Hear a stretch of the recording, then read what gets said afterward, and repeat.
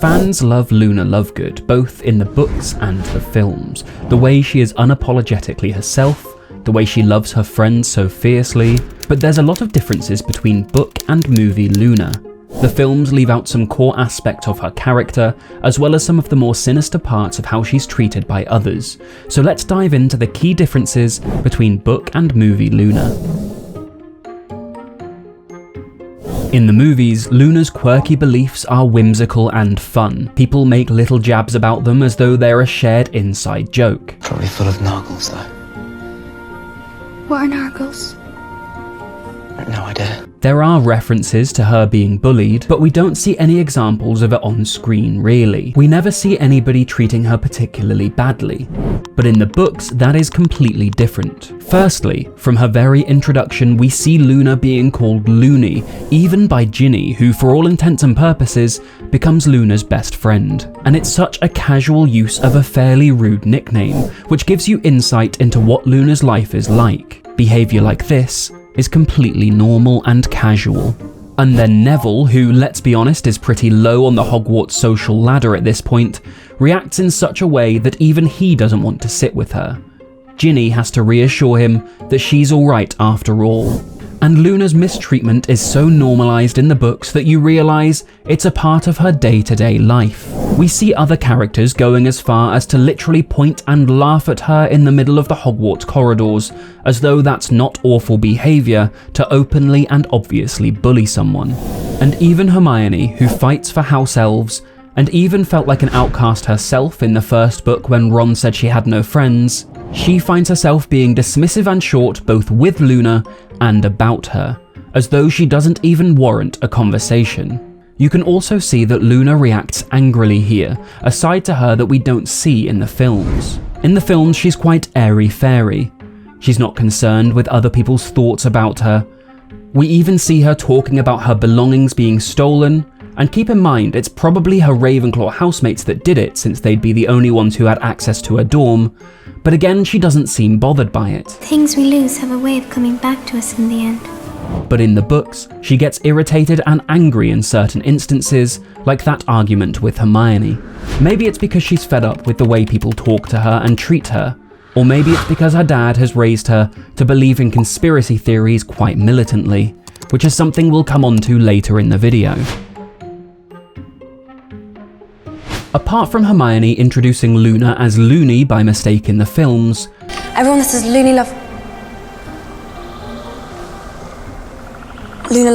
We don't really see the two of them butt heads very much in the movies, but it happens quite often in the books. They argue about their differing beliefs in things. I want to liken it to a faith versus science argument. Luna has faith in what she believes, whereas Hermione needs proof, but Luna's beliefs are closer to conspiracy theories and imaginary creatures than arguments of faith. And therefore it's much easier to dismiss her like we would dismiss flat earthers or anti-vaxxers. But I guess if you live in a world where magic and unicorns were actually real, and there were these skeleton horses that you can only see when you've seen somebody die, well, it would be much harder to discount things as make-believe. Either way, much like in the films, Luna in the books grows closer to Hermione over time. Hermione, once she sees how loyal Luna is, learns to bite her tongue and not endlessly confront her about her ridiculous beliefs, which is not a courtesy she lends to Xenophilius in the Deathly Hallows. But speaking of the trio's visit to the Lovegood house in the Deathly Hallows, we get a really emotional moment that is skipped from in the films entirely. Luna's bedroom in her house is a huge homage to her friends, Harry, Ron, Hermione, Neville and Ginny.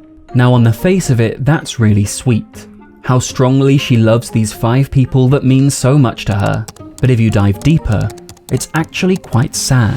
Has Luna never had friends before these people who she only got close to 2 years earlier? And also, while we know that Harry, Ron and Hermione like Luna, it feels like Luna's feelings of friendship are much stronger than theirs. It feels much more one-sided. For example, at the beginning of The Half-Blood Prince, Harry, Ron, Hermione and Ginny are hanging out at the Burrow before going back to school. Now we know that Luna lives close by, but at no point is she invited to hang out with the people who she sees as her closest friends, the people she has painted on her bedroom walls. and that makes the friendship feel quite unbalanced. And speaking of unbalanced, one of the biggest and one of my personally least favourite differences between the books and the movies is Luna and Neville in the Deathly Hallows. In the final film, the filmmakers randomly decided to give them a little romantic flicker. You haven't seen Luna, have you? Luna? I'm mad for her! I think it's about time I told her! And I hate it so much. This doesn't happen in the books, because in the books, Neville and Luna have very satisfying and complete character arcs without the need for a romantic interest. There are a couple of other aspects of Luna's friendships that differ between the books and the films. Firstly, her friendship with Ginny in the books is really lovely. Ginny stands up for Luna when people are being mean about her, like here where Ron calls her Loony, which is actually quite interesting because Ginny introduced her as Loony in the Order of the Phoenix book in the first place. But also when Luna commentates on the Quidditch match, she's clearly very fond of Ginny. It's a really heartwarming relationship, and I wish we got more of it in the films. Much like Luna's relationship with Ollivander, which again is glossed over in the movies compared to the books. Ollivander and Luna share the trauma of being kidnapped and held hostage at Malfoy Manor together, and during that trauma, they appear to have bonded.